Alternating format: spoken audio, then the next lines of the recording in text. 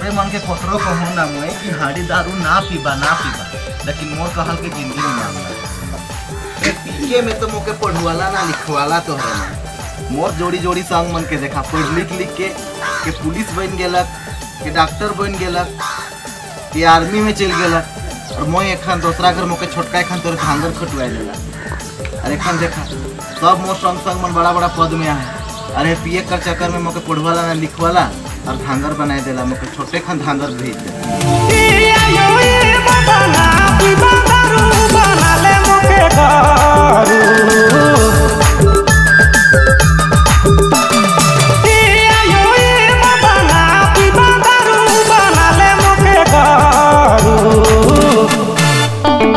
पढ़ा ले नहीं लिखा ले मोर जिंदगी बेड़ुआ ले बाबा तुषार घारे ढंगर खटुआ ले।